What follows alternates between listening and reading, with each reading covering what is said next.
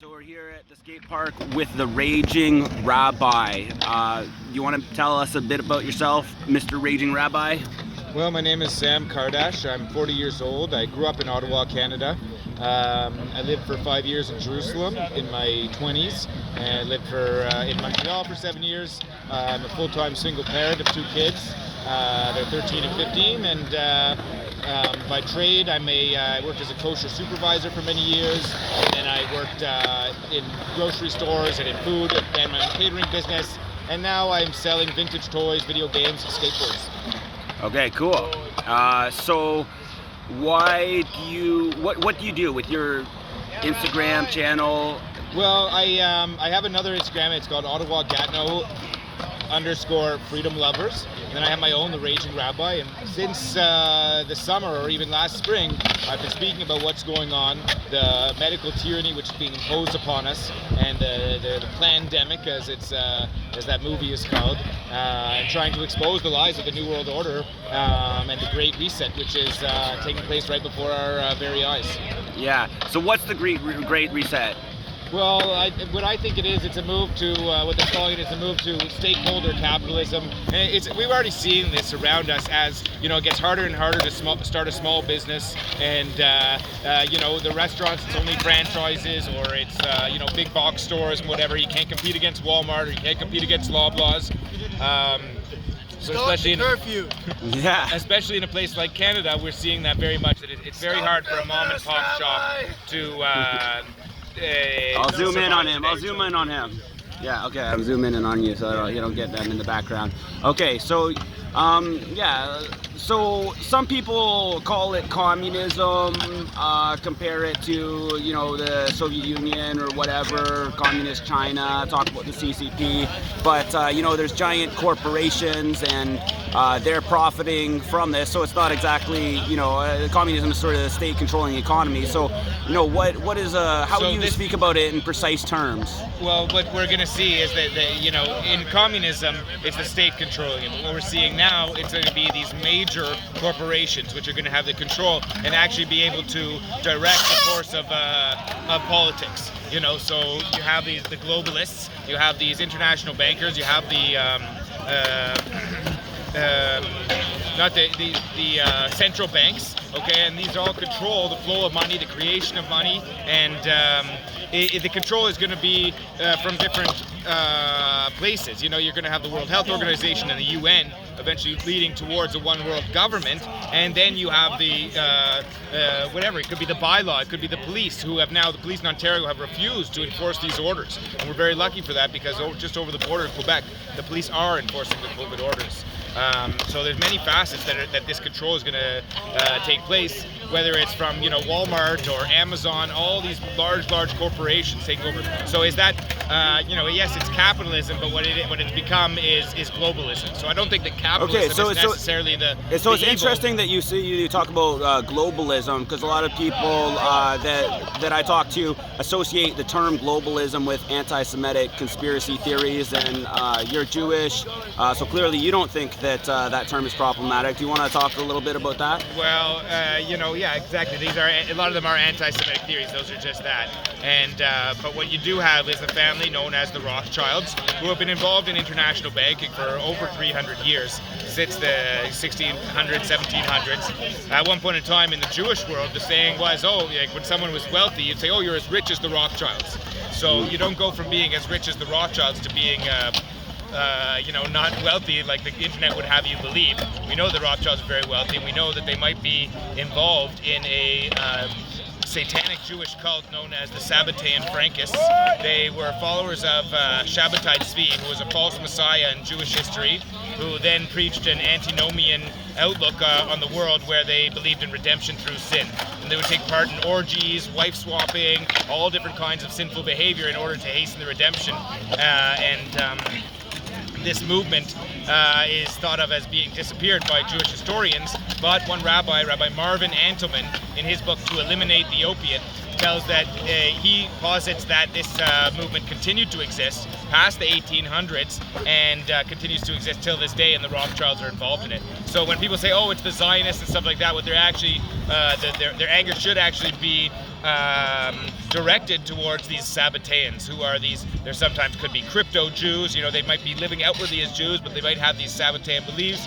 They could be even Muslims, because the followers of Shabbatai Tzvi, he converted to Islam, actually. He was threatened with death in Turkey or conversion to Islam, and he converted to Islam, and so did his followers. And they were part of the Turkish Revolution and the Young Turk Society and stuff like that, and part of the secularization of Turkey. It's a very long story, but it's a very interesting one. Whether it's true or not, is it a conspiracy theory? Yes, it might be. But conspiracies do exist, and all it is, you know, two people conspiring together, two or more people conspiring together, and by their very nature, they're going to be concealed. By their very nature, they're going to be hidden. Okay, that's what the person who's conspiring is trying to do, is to hide their plan from someone. And a theory is just that. A theory is, you know, it's a hypothesis. Hypotheses. It's a guess. We're guessing at it. Am I saying that this is true? I don't know for a fact, but certainly it seems that way. And the Rabbi Antelman posits that this group got in cahoots with the Illuminati as early as the 1770s, when Adam Weishaupt formed the Illuminati, and basically it went from there. The rest is history. You have those 13 families in the Illuminati tree, and the Rothschilds are up there in that. So is it a Jewish conspiracy? No. As we can see from another great book written also in the 70s, called None Dare Call It a Conspiracy, and I highly recommend it. It's by a guy named Gary Allen. I wasn't able to find it on YouTube last I checked, but there are some talks by him on YouTube. But you can find it, I'm sure, out there. None Dare Call It a Conspiracy by Gary Allen. And at the beginning, actually, he talks about how there's different elements and facets of this conspiracy. Okay, you have the Rockefellers, you have the Rothschilds, you have the royal family. So not all these elements are Jewish, only one of them is. And basically what happened was, in the 1700s, there were many active secret societies. And they essentially got in cahoots with one another, whether it was Illuminati or the Freemasons or these Sabbateans. And they essentially formulated a plan to destroy world religion. That was the first thing. They wanted to destroy the idea of God, destroy the idea of sanctity of human life and stuff like that, and they succeeded almost, because if we look around our world, then we see that religion has been destroyed. So we might have them to thank a little bit for the destruction of the religious tyranny which existed in our society for many years. We have to remember that up until 120, 150 years ago, most people in society were religious, and the religious institutions had a lot more sway than they do today. So this brings us to communism, how communism fits into this plan. Because as we know, the founder of communism was Karl Marx, who was a converted Jew himself. He had converted to Catholicism, his family had. So that's a sign that they might have been involved with the Sabbateans. They say that, I think it was Trotsky or whoever it was somehow, basically what the communist plot was that it was the Schiffs and the Warburgs, you know, these international Jewish banking families who wanted to depose the Russian monarchy, and then came in with the communism. And communism, essentially what it is the antithesis of life, you know what I mean? How we view life, of the Judeo-Christian values that we hold dear in our society, because what it values is the collective rather than the individual. And when we forget about the individual rights, okay, like we're seeing now, we're giving up the individual rights for the collective protection from coronavirus. And communism is the same way. What will essentially happen in a communist society, if you pay the janitor and the doctor the same amount of money, then you're going to end up with a janitor as a doctor. You know, you have to have. You know, we talked about capitalism before, and I don't think that capitalism is the evil, because the capitalism is freedom. So capitalism is the ability to pursue your dreams and pursue your goals, your financial goals, and with freedom. You know, when you live in my family escaped from communist Russia, and they came to Canada in the 1920s. My great-great-grandfather, he taught Torah, he taught Jewish Bible studies during the day, and his wife baked bread and sold it. Some, you know, hooligans that came by stole some bread. My great-grandfather went out after them, and they beat him to death. And it was at that point my family started, it was at that point that my family started to come to Canada. And they escaped the communists, because the communists had expropriated the bakery. They owned everything. All profits had to be given to the communist government. And so communism as an idea, it's great, but what ends up happening it's never from. It's supposed to be the proletariat overthrowing the bourgeois. But what ends up happening is communism is actually imposed on the proletariat by the bourgeois as a way to control them and to it's like what we're going to have with this universal basic income. Yes, we'll all be equal, but we'll all be equally as poor. And we don't have the opportunity to better our situation. So I just want to say that my family on my dad's side also left Russia soon before the communists took power. They were Mennonites, so they were Christian religious dissidents. And yeah, so some of them basically they ceased to exist as a people in Russia after the communist takeover, and a member of the church that I grew up in actually went and located a mass grave where distant relatives of hers were buried. Well, we got to remember that Stalin killed millions of people. Stalin killed 18 million people at least. There's a great book called Babi Yar. It's a movie too, and it tells of the horrors that Stalin imposed upon the Russian people. And it wasn't everyone suffered under the communists, and it was a very hard time for. Yeah, of course it was, and yeah. So now I'm comparing this period in time to the dekulakization that happened in Russia, where the Russian peasantry, the kulaks, were divested of their property, of their family farms. So that's what happened to my family's bakery. Is that it was expropriated by the Russians, by the communists, and they owned the bakery. They couldn't even give away a loaf of bread to a poor person. So my great grandmother, the ends of the breads from when they would slice it or that would fall to the floor, she would collect them after, and at the end of the day give them to the poor people, and the poor people would make bread soup out of it. My friend said bread soup is good, but I don't know, I've never tried it. Yeah, so I think that this is called primitive accumulation in Marxist terms, and another parallel that I would draw is to the first industrial revolution, where following the Black Death, the value of the labor of peasants was a lot more valuable, and therefore there was a tremendous concern on the part of the ruling class in controlling the peasantry, controlling their reproduction, because they were much more valuable commodity than they were previously. The rich don't want us getting richer. The rich want us to stay poor, and they want to get richer. So essentially, what we need to do is to enrich ourselves, and that can be done in many ways. It doesn't have to be with money. Like the old Jewish saying, who is rich? He was happy with what he has. So whether it's children or whether it's a beautiful hobby or something you're passionate about or a community, it doesn't necessarily have to be wealth and money, because all these things are precious to us. And so just to conclude there, that my family then came to Canada to escape communism, but whoever didn't make it out perished under the Nazis.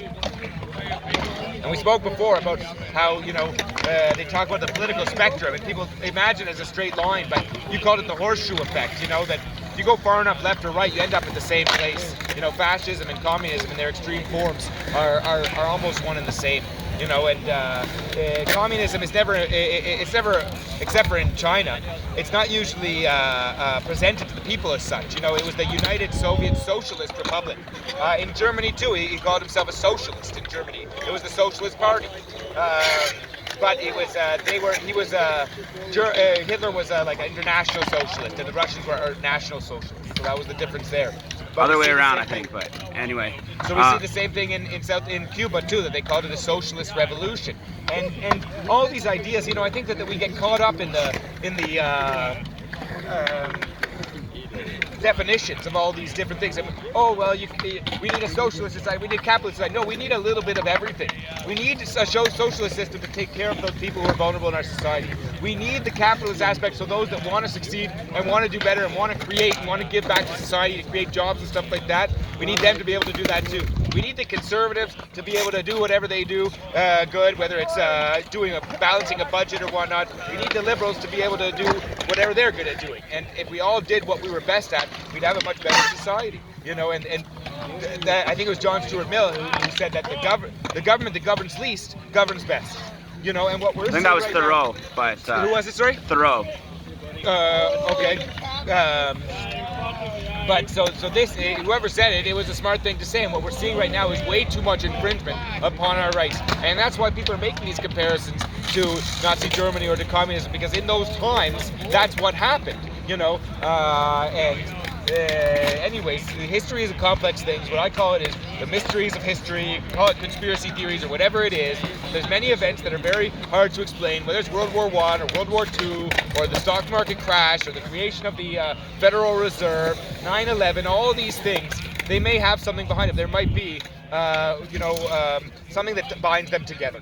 And it's called the conspiratorial view of history. And you can believe that history is just a random bunch of events which have happened and which aren't connected. Or there's another view of history which takes the conspiratorial approach, which says that these events had people behind them which were nudging them almost to happen, and through propaganda and through their control of the media, or through whatever it is, they're able to direct world events and direct people's how the world reacts to different situations. And that's what we see with the coronavirus. That our fear has only been aligned with how much propaganda they've given us. At the beginning, people were washing their groceries, and everyone had to stay home. I didn't leave the house. I was taking it seriously at first. When they said don't wear masks, I was wearing a mask. Then they said wear a mask, and I didn't want to wear a mask anymore.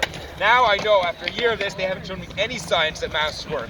So I've seen way more science to show that masks are more harmful than do any good, and I just don't buy it anymore. The government has pushed me way too far, and it's time for me to push back, and that's why I post stuff on my internet, my Instagram, and you see how the whole skateboard community here, they've tried to close the skate park. Every day they come and put up signs, and you can see that the whole community has together stood up against this tyranny, and I'm so proud of everyone, because together we will prevail.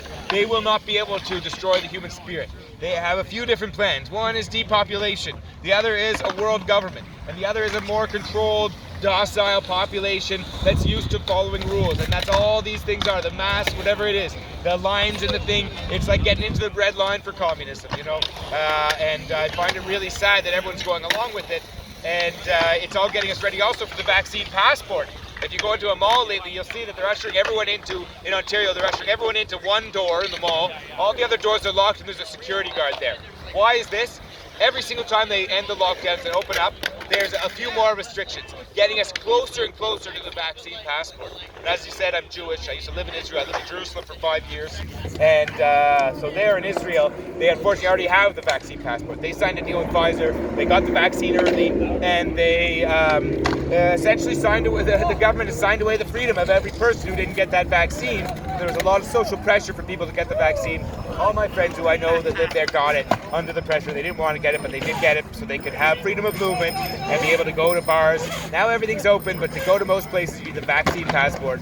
And it's still yet to be seen how much enforcement there is. I think some places are enforcing it, some people may be a bit more lax, and so let's just hope for peace there soon, because there's also some bombs shot from Gaza onto Israel, so peace in the Middle East, and we pray for the Palestinians too. This is it was not something that we want, for there to be a war there and for them to suffer. So I know that many Jewish people and many Israelis feel the same way, that we don't want there to be this problem, and we want freedom for the Palestinians too. And like I said, I live there in Jerusalem, and you only see the bad news here, because in Jerusalem and in Haifa and many, many different places around Israel, you see Muslims, Jews, and Christians, and atheists all living at peace together and side by side. So, what do you think? What do you think about the kind of deal that was made between Israel and some of the Arab states? Well, that's a sign of the times. And we live in Canada, where only 100, 150 years ago, the French and the English were at war. The natives and the English were at war. The natives and the French were at war, and those animosities continued up until the 1950s, 60s, and 70s. Today it's dissipated, but remnants of it still remain. And so Israel, being a fledgling country and society, and the Jewish people being a displaced people who won back their homeland, unfortunately, many Muslim countries and Muslim people have a bad taste in their mouth because of that they lost that war, and so they want the destruction of Israel. And we never stated that we want the destruction of Palestinians or anything like that. We want there to be peace. We want there to be a flourishing society for everyone. And you'll see that if you ever visit Israel. You'll see in Jerusalem how many Palestinians and Israeli Arabs live side by side or Druze people. They live side by side with Israelis and Jewish people there, for the most part peacefully. Anyways, we're going to wrap it up now, but thank you so much, Crow, and it was nice seeing you. All right, cool.